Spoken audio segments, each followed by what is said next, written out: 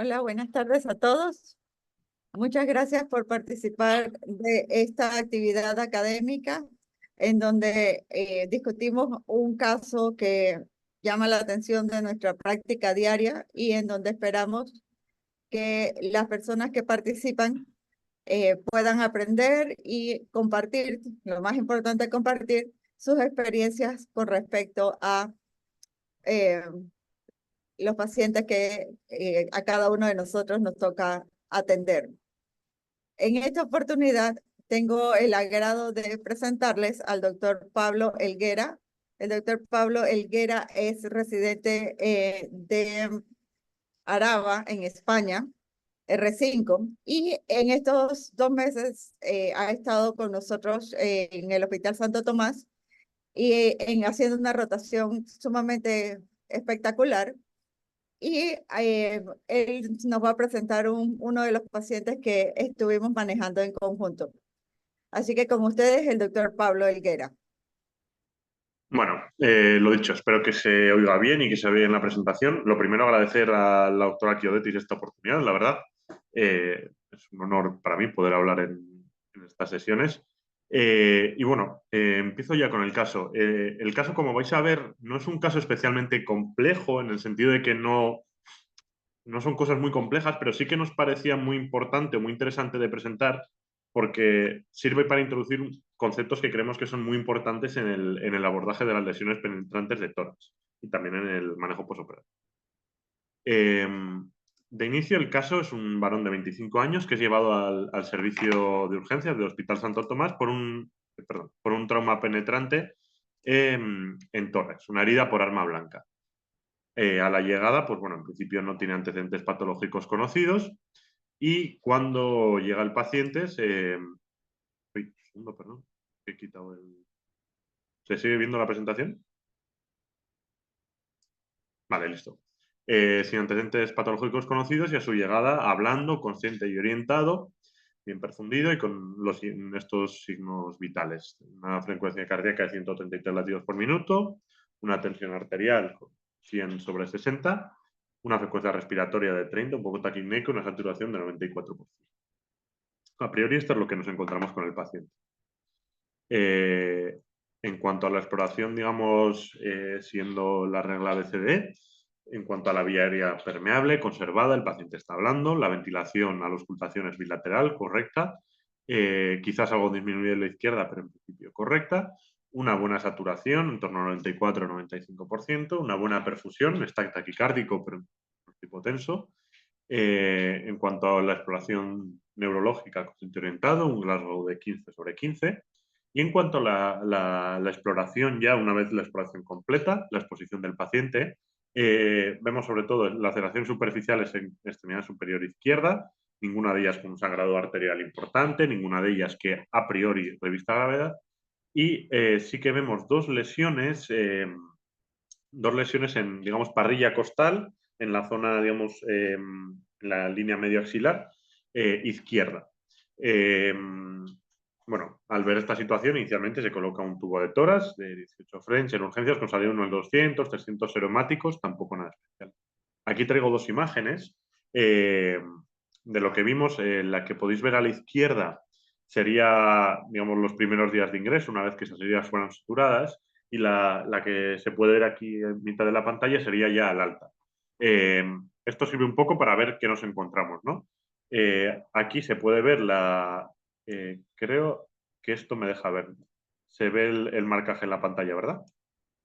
La superior es una lesión, bueno, superficial, en principio que no entra en toras, y la que sobre todo nos preocupa es esta, la que está marcada con la flecha naranja, que esa es en la que había una lesión penetrante. Se puede ver también en el lateral marcado con el círculo naranja, eh, que es una lesión penetrante. Entonces, a priori sí que parece que es una lesión alta, ¿no? Cuarto, quinto espacio intercostal, línea medio axilar. A priori no sería especialmente llamativa por la posición. También se desconoce la longitud y tamaño del objeto del arma blanca, lo cual también genera cierta incertidumbre.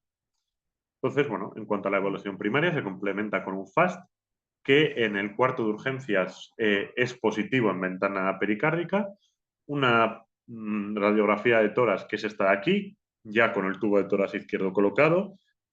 Se ve un poco de borramiento a la base izquierda, pero tampoco se ve nada especialmente llamativo, como para lo que veremos luego más adelante. Y una gasometría arterial con un pH 7.1, un CO2 de 21.7, un lactato de 17.4 y una hemoglobina de 14,8. Entonces, bueno, con todos estos datos nos planteamos en la primera pregunta. ¿Qué sería lo que harían ustedes con estos datos, estos pacientes, estas pruebas y estos hallazgos? Se plantean estas cinco propuestas. Una tomografía tóraco-abdominal con contraste endovenoso, simplemente con el tubo de tórax ya colocado, admitir al paciente y observación, una toracotomía urgente, una laparotomía urgente o una ventana pericárdica.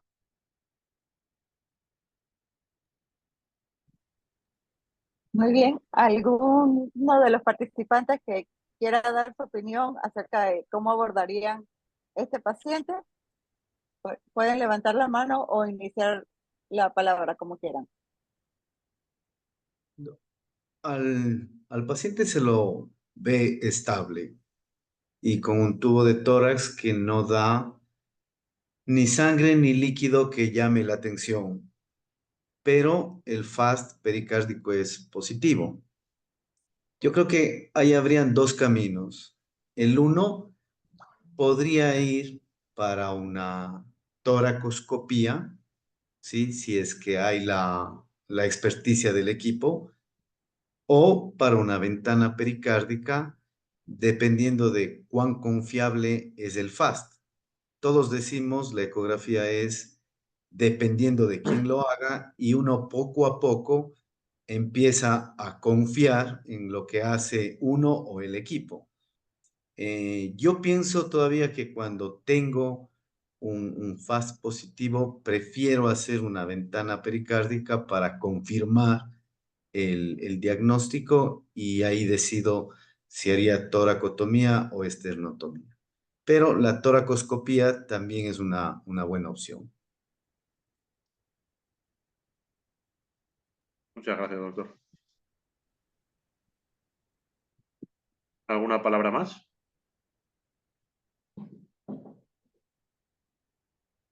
Doctor Colette, por ahí lo veo. ¿Usted qué haría con este paciente? Marta, com esse paciente, creio que esse paciente é estável. Se há uma tomografia, uma angiotomografia, talvez começasse por uma angiotomografia. Não havendo angiotomografia, esse paciente há um FAST positivo em pericárdio, um ferimento em transição tóraco-abdominal, poderia fazer um estável, poderia fazer uma janela pericárdica ou fazer uma videolaparoscopia e uma janela pericárdica transdiafragmática, que poderia também ser feito para observar, de tal forma que eu poderia avaliar o líquido do saco pericárdico. Líquido no saco pericárdico pode ser sangue, como pode ser o paciente tinha algum derrame pericárdico qualquer. Algumas vezes tenho feito janelas pericárdico ultrassonográficas e sai líquido claro na janela pericárdica. Então, não existiria indicação, se o paciente não está estável, de sair correndo para uma toracotomia. Como o ferimento é na transição tóraco-abdominal esquerda, talvez o paciente tenha vantagem em observar o diafragma, não tendo tomografia, poderia fazer começaria com uma janela pericárdica e prolongaria por uma laparotomia exploradora.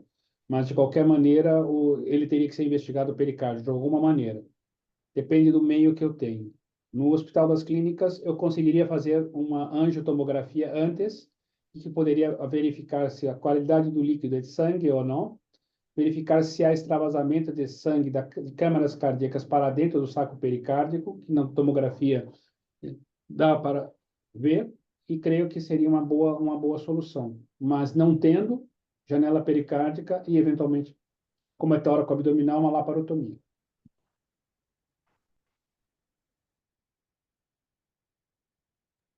Gracias, doctor Colette.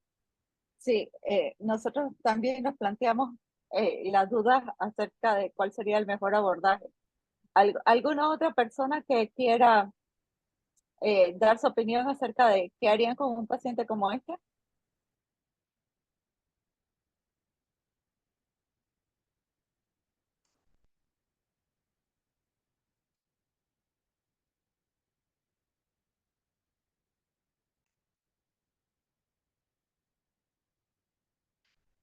Muy bien, doctor Helguera, continuamos.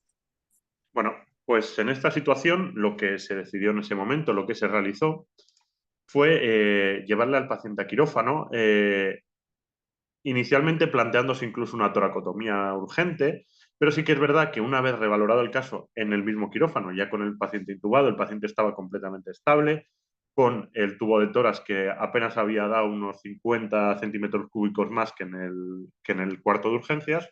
Por lo tanto, lo que se decide en el mismo quirófano, un poco con, ya lo mencionó ustedes, se realiza una ventana pericárdica, la cual es negativa. Entonces, bueno, en ese momento, con la ventana negativa, el paciente estable, el tubo de tórax, lo que he comentado, se decide terminar la intervención y el paciente, dados los hallazgos, pues, por organización del hospital mismo, pasa a sala de cirugía cardiovascular, que es un poco el responsable en este caso, ¿no? El paciente inicialmente, los primeros 2 o 3 días, evoluciona satisfactoriamente y al tercer día al paciente se le inicia tolerancia vía oral con dieta corriente, que esto es un dato importante porque va a marcar la evolución del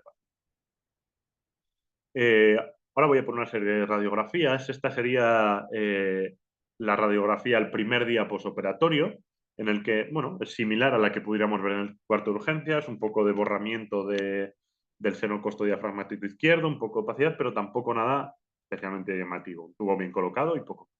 Paciente a todo esto está. El cuarto día posoperatorio, después de haberle dado de comer, el paciente empeora con un empeoramiento clínico franco, con desaturación llegando al 90%, taquipnea y malestar general. Taquicardia, el paciente no tuvo una hipotensión franca, pero sí que, tanto clínicamente como en cuanto a los signos vitales, el paciente empeoró. Entonces, se saca una radiografía y aquí esta radiografía ya cambió significativamente. Vemos bueno, aire, niveles hidroaéreos, que esto ya, vista esta placa, yo creo que todos ya pensaríamos en que hay contenido intestinal o herniado a la cavidad torácica. Entonces, bueno, lo siguiente, el paciente, como ya he dicho, empeora clínicamente, pero bueno, está estable, por lo que se solicita un TAC toracoabdominal en la que podemos ver, como se ve aquí claramente, contenido intestinal herniado a cavidad torácica. En principio, pues, por todo lo que sugiere este caso, estamos hablando de una hernia diafragmática postraumática y, bueno, con esto, el siguiente paso, no sé qué harían ustedes con estos hallazgos, con el hallazgo de contenido intestinal, bueno, de asas intestinales en tórax y con esto. ¿Cuál sería su siguiente paso?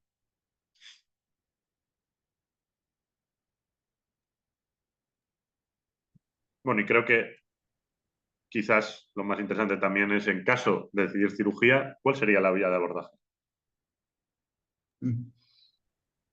Yo les realizaría una toracotomía para realizar un buen aseo de la cavidad torácica. Y en la toracotomía me plantearía la posibilidad de también tener que abordar el abdomen si es que encuentro algún tipo de perforación abdominal, ¿sí? Intestinal. Al ser una arma blanca tendría que revisar muy bien el intestino para que no se quede, o la posibilidad de que el tubo de tórax fue el que lastimó, ¿no? Pero en todo caso tenemos ahora una lesión abdominal que se encuentra en el tórax. Pienso que en este caso iniciaría por el tórax. Más bien aquí un comentario. Agradezco la presentación de este caso porque la enseñanza y el doctor Collet, que tiene más experiencia, puede darnos un poco más de apoyo en esto, pero toda lesión tóraco-abdominal siempre debemos descartar la posibilidad de lesión diafragmática, y más aún si es que es izquierda anterior, como es este caso. Hum. Doutor Salomé, creio que é muito importante o que você falou, porque ferimentos tóraco-abdominais não dá para teria que se descartar as lesões diafragmáticas. Paciente estável, pode-se fazer uma videolaparoscopia, não no momento da chegada do doente, mas 12 horas após, e você achar a lesão diafragmática e tratá-la, evitando a herniação do conteúdo. Porque frequentemente você pode ter uma lesão diafragmática, um ferimento, e não ter herniação no primeiro momento do ferimento. E ao longo do tempo ela vai aparecer, e dependendo do tamanho da hérnia, vai comprometer e pode isquemiar o intestino. Ele pode ou não, com 4 dias de evolução, ter uma lesão de víscera oca, mas ele pode ter uma lesão de compressão ou de isquemia do intestino herniado. Então, nesse caso, você teria que ter problema.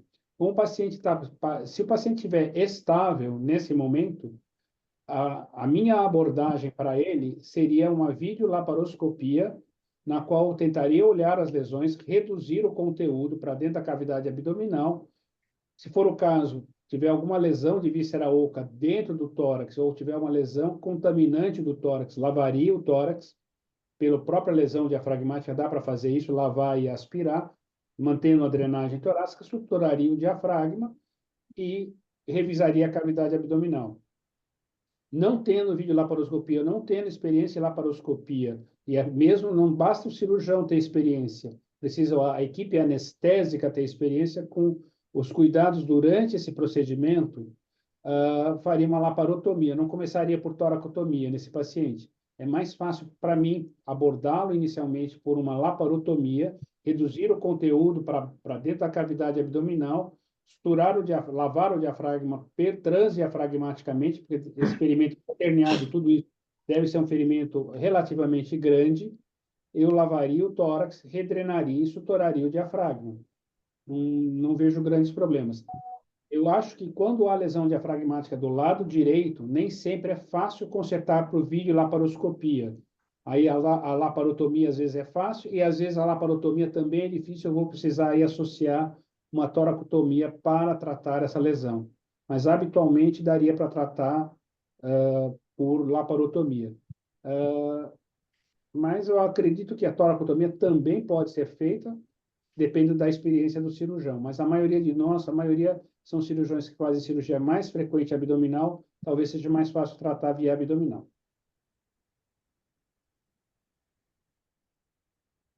Gracias, doctor Collet. Sí, me parece sumamente importante la parte en que usted hace énfasis acerca de, depende de las situaciones y de la experiencia que tiene el cirujano que está abordando este paciente, acerca de si puede hacerlo por vía laparoscópica, pero para eso también se necesita tener un buen anestesiólogo que sepa lo que va a estar pasando cuando hacemos el neumoperitoneo. También la parte de bueno, no necesariamente se debe hacer una cavidad o la otra, que en algunas ocasiones es necesario pues tener que abordar por las dos vías. Y que creo que en esta no hay una respuesta correcta, perdón, sino que va a depender exactamente de las capacidades del cirujano, la experticia y los recursos con los que cuente en el momento en que debe afrontar a este paciente. ¿Algún comentario adicional? ¿Alguien que tenga alguna pregunta?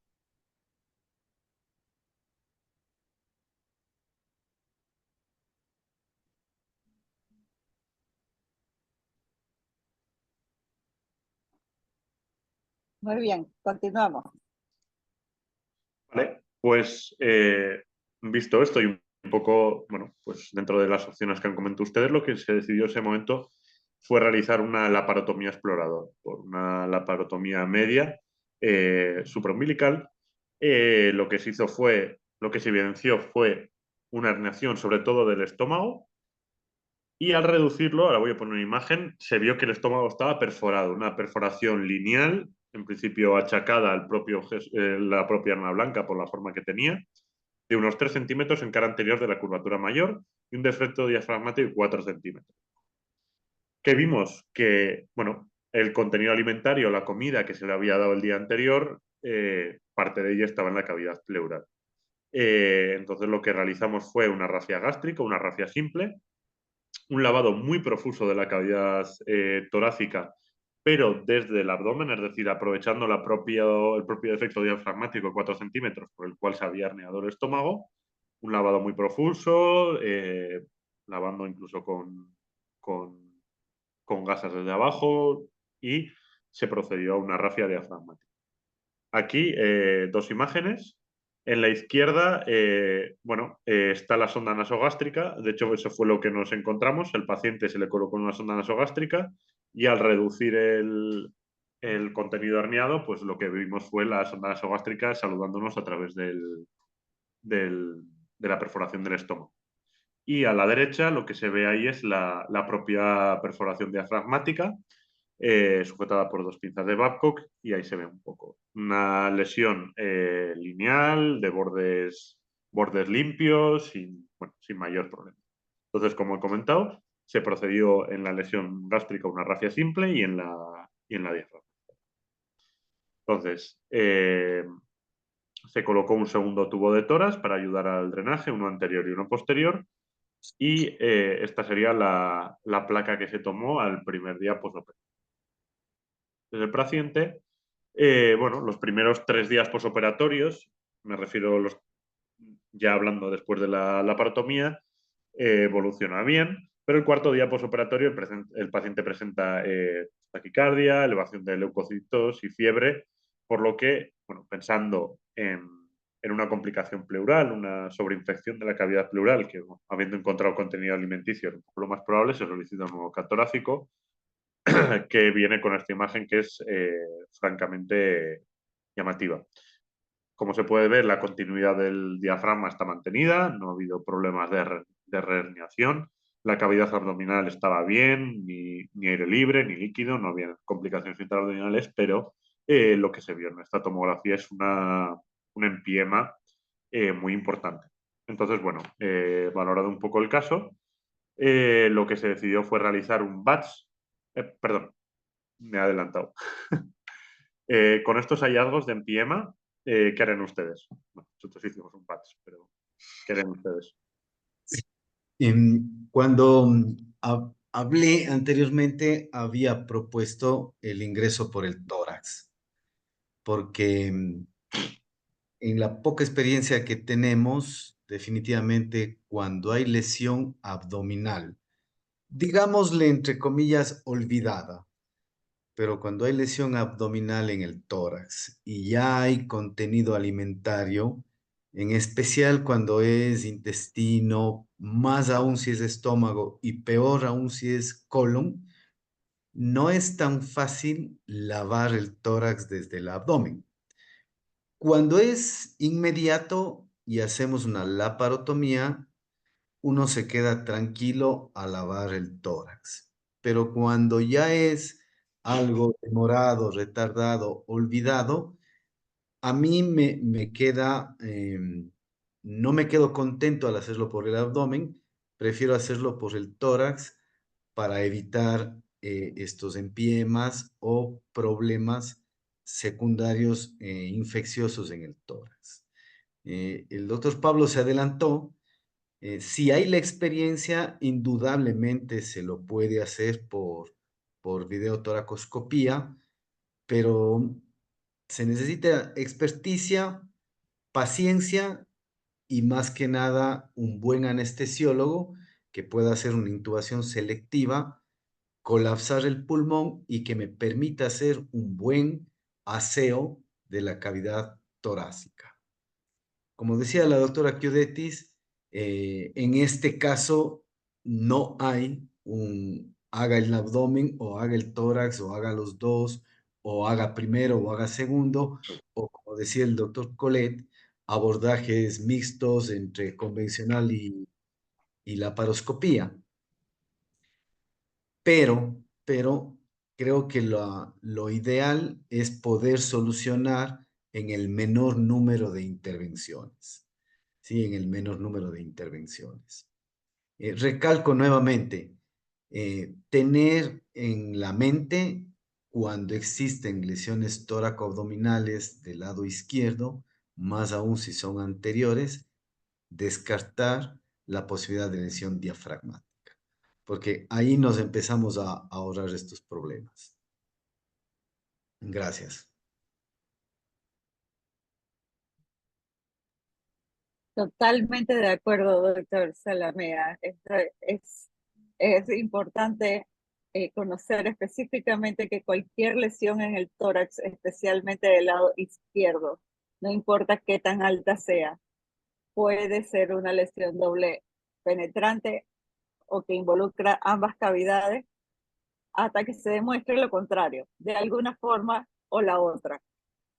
Y no esperar pues una evolución como la que ha tenido nuestro paciente. Doctor Colette, ¿algún comentario con esas imágenes del empiema? ¿Algún abordaje que usted haría? Marta, eu creio que o tratamento, se você fizer uma laparotomia e conseguir lavar a cavidade de maneira satisfatória, não impede de aparecer o empiema, tá? Creio que fazer a toracotomia de início pode ser duas incisões mais complicadas e com mais comorbidades nesse momento.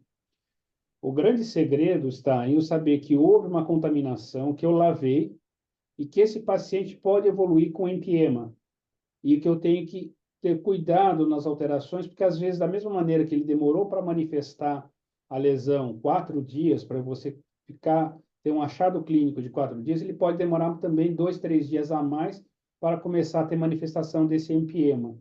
Então, o que precisa é ficar atento e saber quais são as possíveis complicações do ferimento, quando a gente dá um tratamento, para tentar fazer o diagnóstico precoce e dar o tratamento precoce dessa complicação. Quanto mais tempo demorar, é pior. Mas eu creio que o que o doutor Salamea falou, ferimentos tóraco-abdominais precisam procurar lesões diafragmáticas e os métodos de imagem não são adequados totalmente para visualizar isso. Ele não consegue ver uma lesão, muitas vezes, diafragmática com a clareza que uma laparoscopia ou que a laparotomia vê. E passar desapercebido pode acontecer.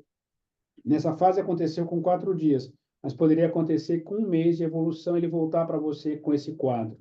Então, não vale a pena pecar pelo excesso, às vezes, do que pela falta. Só os cuidados é importante. Mas o que fica, o que eu friso para todos os alunos, conheça a doença, conheça a anatomia, para prever as complicações que o doente possa vir a ter e intervir antes. Nenhum médico vai deixar de ter complicação, mas se ele fizer o diagnóstico precoce, essa complicação ela vai ser tratada e não vai pôr em risco a vida do doente. Quando ele demora para fazer o diagnóstico, ele vai pôr em risco a vida do doente e vai ter uma morbidade e mortalidade muito maior. Sí, estamos de acuerdo, doctor Colette, de que el diagnóstico, mientras más precoz se hace, pues mejor evolución va a tener nuestros pacientes y menor morbilidad e incluso mortalidad que pueden estar presentes cuando no se trata a tiempo la complicación. Muchísimas gracias, doctor Colette. ¿Preguntas? ¿Comentarios? Yo sí quisiera hacer una pregunta a lo que ha comentado el doctor Colette. O sea, usted lo que plantea es que si nos quedamos, digamos, tranquilos en el lavado de la cavidad desde el abdomen, de alguna forma reservar la toracotomía esperando que pueda haber una infección después. Pablo, creio que a coisa mais importante é você lavou da melhor maneira possível a cavidade torácica transabdominal, foi pelo abdômen. Lavou e drenou. A gente chega aqui, às vezes, a pegar e instilar soro dentro do dreno torácico e lavar como se fosse uma máquina de lavar mesmo. Entra e sai, você aspira o líquido. Mas chance de ficar contaminação sempre existe. Então, tem que ficar esperto e tentar ir atrás precocemente. Não tem como fugir. só não vai ter complicação quem não opera e quem não vai atrás. O grande problema está em não ir atrás, tá? Eu falo isso porque eu dou aula para os alunos da faculdade de acesso venoso central. E qual o meu problema? Hoje, ultrassom para passar acesso venoso central é uma praga. Eles passam e vão enfiando agulha. Eles esquecem a sintopia, a localização deles vasos das estruturas da região cervical, cérvico-torácica. E já tentei empiema não, hemotórax, pneumotórax hipertensivo por acesso venoso central com guiado por ultrassom. E os médicos, os estudantes querem passar o acesso venoso central, mas não acompanham os doentes. E eles não têm noção do perigo que é isso. Se você acompanhar o doente, você vai conseguir fazer o diagnóstico precoce dessas lesões que podem ser devidas a uma punção, da mesma maneira que eu vou fazer o diagnóstico precoce de uma complicação. Paciente, você faz uma apendicectomia complicada, a chance dele formar um abscesso intraabdominal existe.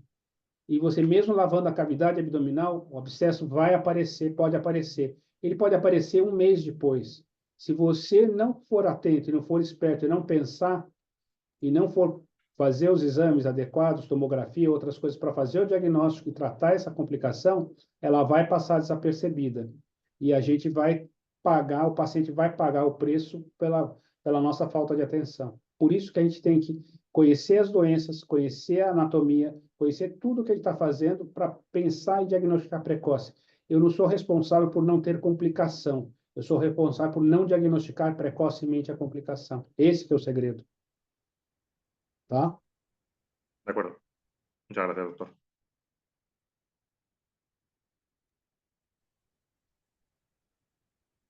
Muy bien. ¿Algún comentario? ¿Preguntas?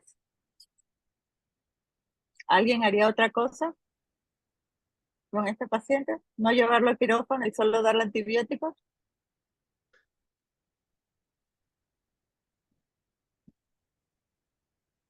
Okay. No quieren participar. Muy bien. Continúa, Pablo. De acuerdo.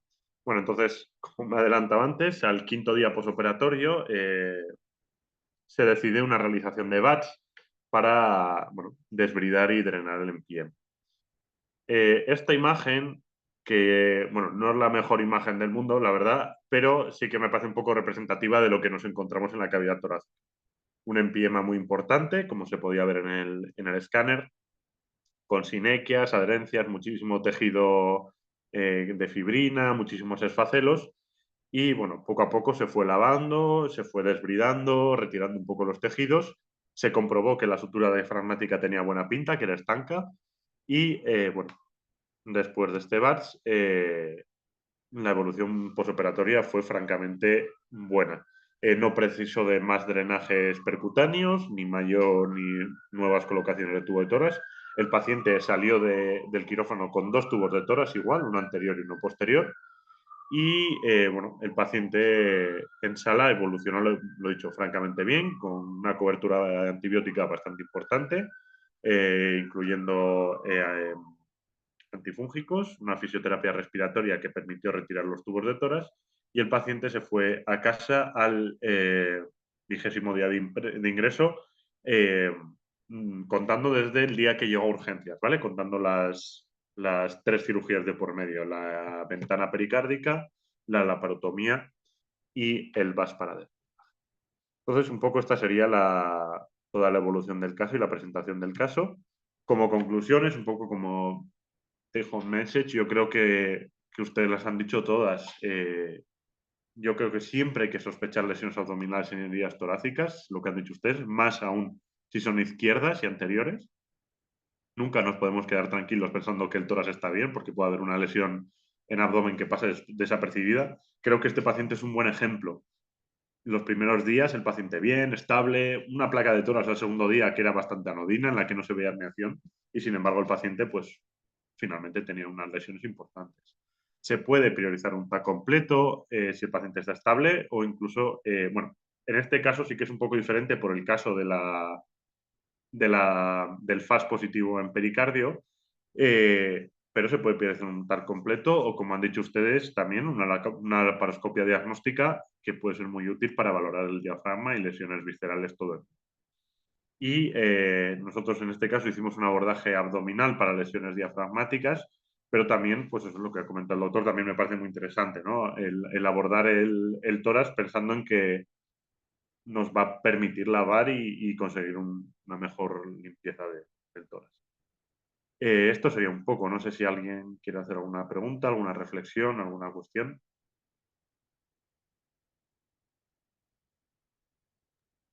No, excelente caso, porque definitivamente nos recuerda el protocolo del manejo de lesiones tóraco-abdominales penetrantes. Sí, digamos que se hubiera pensado, ¿sí? Indudablemente lo que aquí confundió fue la preocupación de que existe una lesión cardíaca y quizás distrajo la posibilidad de la lesión diafragmática, ¿no? Pero hubiera la posibilidad de haber hecho una laparoscopía y se identificaba y se evitaba todo, ¿no? Y creo que no hay una receta, pero sí hay un algoritmo de manejo. Y luego de eso depende de la experticia de los equipos y de la disponibilidad de complementos, ¿no? Laparoscopía, toracoscopía, y se puede ir solucionando. Por mi parte, muchas gracias por el caso y por el recordarnos todo esto en relación a lesiones tóraco-abdominales y la posibilidad de complicaciones tan feas como un empiema. Gracias, doctor.